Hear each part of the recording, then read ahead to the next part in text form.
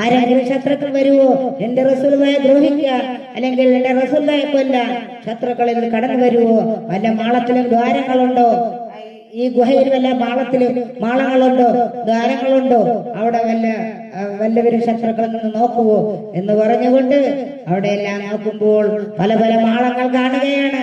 അപ്പോൾ സ്വന്തം തുണി ശരീരത്തിലുണ്ടായിരുന്ന ഒരു മുണ്ട് മാത്രം, അതിൽ നിന്ന് ചീര കീറി തുണികൾ കീറി ഓരോ മാളങ്ങൾ അടക്കുകയാണ്. അവസാനം ബഹുമാനപ്പെട്ട അബൂബക്കർ സിദ്ദീഖ് റളിയല്ലാഹു അൻഹുവിന്റെ സ്വന്തം ശരീരം ഔറത്ത് മറക്കുന്ന തുണി മാത്രമായി. ആ സമയത്ത് അതും കൂടെ പോയാൽ ഔറത്ത് കാണുമല്ലോ എന്ന് വിചാരിച്ചുകൊണ്ട് ഒരു മാളം കൂടെ അടക്കാനുണ്ടായിരുന്നു. അതെന്ത് ചെയ്തു? സ്വന്തം ശരീരത്തിലെ കാലിന്റെ തള്ളവിരലുകൊണ്ട് ആ മാളം അടച്ചു പിടിക്കുകയാണ് ചെയ്തത്.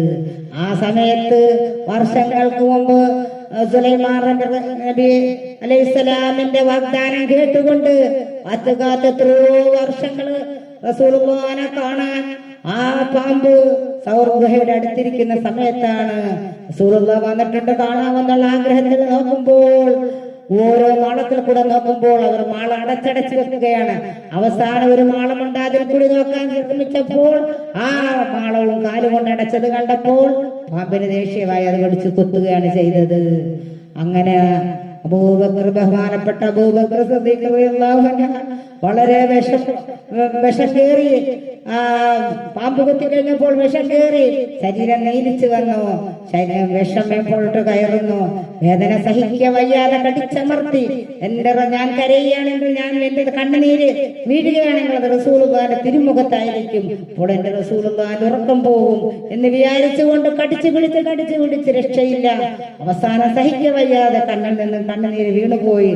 റസൂലുള്ളാഹിന്റെ തിരുമുഖത്തേക്ക് വീണത് ചാടി എഴുന്നേറ്റ് റസൂലുള്ളാഹി, അബൂബക്കറെ എന്ത് പറ്റി, എന്താണ് ഇത്ര വിഷമിക്കാനുള്ള കാര്യം എന്താണെന്ന് ചോദിച്ചപ്പോൾ ശരീരമൊക്കെ നീല കളറാണെന്ന് എന്ത് പറ്റി എന്ന് പറഞ്ഞപ്പോൾ അബൂബക്കർ സിദ്ദീഖ് റളിയല്ലാഹു അൻഹു കാര്യങ്ങൾ വെളിപ്പെടുത്തി പറഞ്ഞു കൊടുത്തു.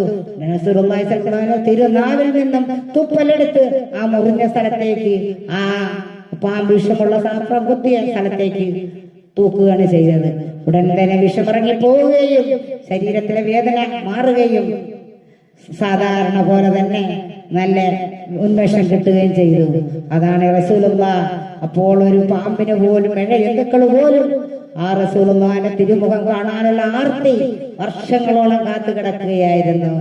അതാണ് പറഞ്ഞത്, അവരുടെയൊക്കെ ഹുബ്ബ്, പാമ്പിന്റെ, പറവുകളുടെ, പക്ഷികളുടെ, മൃഗങ്ങളെ എല്ലാവരും റസൂലുള്ളാഹിയെ സ്നേഹിച്ചിരുന്നു. അത്ര കണ്ട് റസൂലുള്ളാഹിയോട് സ്നേഹം അവർക്കൊക്കെ ഉണ്ടായിരുന്നു.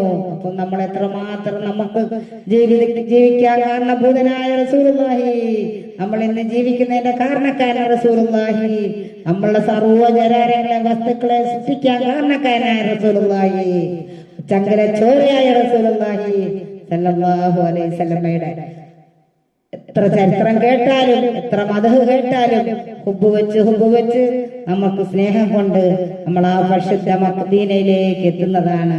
അവസാനം നമ്മളുടെ മരണവും ആ പരിശുദ്ധമായ റൗള ശരീഫിന്റെ ചാരത്തുള്ള ജന്നത്തുൽ ബഖീലാകണേ അല്ലാഹുവേ എന്ന് നമ്മൾ ദുആ ചെയ്ത് അവിടത്തേക്ക് എത്താൻ എല്ലാവരും ശ്രമിക്കേണ്ടതാണ്. അല്ലാഹു തൗഫീഖ് ചെയ്യുമാറാകട്ടെ. അങ്ങനെ റസൂലുള്ളാഹിയെ ഹുബ്ബ് വെച്ച കാര്യങ്ങളാണ് നമ്മൾ ഇവിടെ സംസാരിച്ചത്. ഒരു ദിവസം അബൂബക്കർ സിദ്ദീഖ് റളിയല്ലാഹു അൻഹു മക്കത്തുള്ള ഒരു വാതിൽപ്പടിയിൽ അങ്ങനെ ഇരിക്കുമ്പോൾ അവിടെ ഇരുന്ന് കരയുകയാണ്. ആ സമയത്ത് ബഹുമാനപ്പെട്ട ഉമർ ബിൻ ഖത്താബ് റളിയല്ലാഹു അൻഹു അതുവഴി കടന്നു കഴിയുകയും, എന്താ അബൂബക്കറെ നിങ്ങൾ ഇങ്ങനെ കരയുന്നത്, വല്ലാത്ത കരച്ചിലാണല്ലോ എന്ന് ചോദിച്ചപ്പോൾ പറഞ്ഞു, അബൂബക്കറെ ഞാൻ ഇന്ന് കരയുന്നത് എന്താണെന്നറിയാവോ, നമ്മള് ഇതുവരെ ഞാനൊരു അമലും ചെയ്തിട്ടില്ലല്ലോ. നമ്മൾ മരിച്ചു കഴിഞ്ഞ് അവിടെ ചെല്ലുമ്പോൾ എന്താണ് കൊണ്ടുപോകുവാനുള്ളത്, ഒന്നുമില്ലല്ലോ എന്നോർത്ത് കരയുകയാണ്. എന്റെ കയ്യിൽ ഒന്നുമില്ലല്ലോ.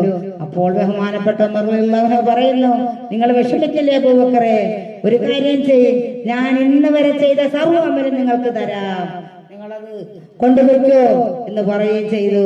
പക്ഷേ നിങ്ങളുടെ ഒരു ദിവസത്തെ അമൽ എനിക്ക് തരണം, ഒരൊറ്റ ദിവസത്തെ അമൽ മാത്രം എനിക്ക് മതി. അതേതാണെന്ന് പറയട്ടെ ഞാൻ.